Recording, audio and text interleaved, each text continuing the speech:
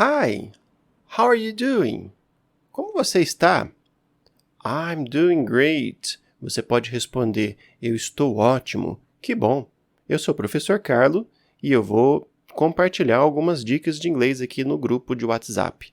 Se você conhece alguém que gosta de aprender inglês, envie o link para ele do grupo que ele vai poder também receber atividades e vídeos que a gente vai postando. Vamos à dica de hoje? Nós vamos ver quais são as palavras mais importantes do inglês e por que elas são tão importantes assim.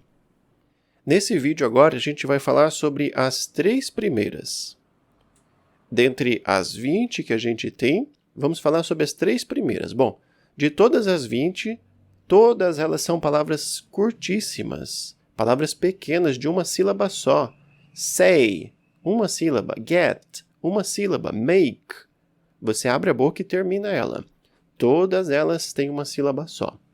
Outra coisa em comum sobre elas são verbos irregulares. Isso dificulta um pouco para a gente entender. Porque geralmente em inglês os verbos são regulares. A gente aprende ela e a gente já sabe como faz ela no passado e como faz ela para todas as maneiras, todas as formas que a gente quer falar. Porém, essas palavras, elas são irregulares. A gente precisa mudar um pouquinho o formato dela.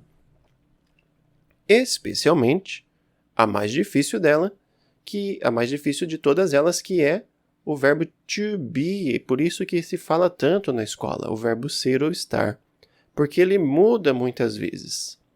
Mas ainda é bem mais fácil do que o português. No português, a família de ser ou estar, primeiro que são 2 palavras, você vai mudar ela um monte de vezes para você conseguir formar essas ideias no presente, no passado, no futuro. O inglês não. Você tem a família dele no presente, am, are e is. Você tem essas 3 palavras no presente. No passado, were e was. E assim você vai conseguir usar ele para tudo que você quer. Ser ou estar. O have também é regular. Você vai encontrar ele às vezes como have, às vezes como has, no presente. No passado como had.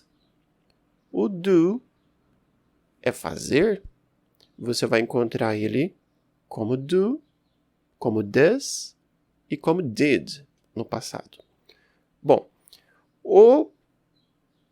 a forma principal desses verbos é ser ou estar, ter e fazer. Só que essas palavras elas aparecem muitas e muitas vezes não com essa maneira principal. Por exemplo, o do. Nós usamos o do muitas vezes, não com o sentido de fazer, mas com o sentido de fazer uma pergunta, por exemplo. Do you know? Do you know? O do não tem sentido nenhum, ele só quer te indicar que você está fazendo uma pergunta. Você sabe?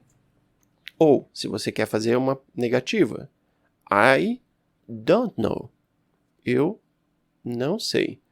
Você apareceu com do not, mas ele não tem sentido de fazer. Ele só é um verbo auxiliar.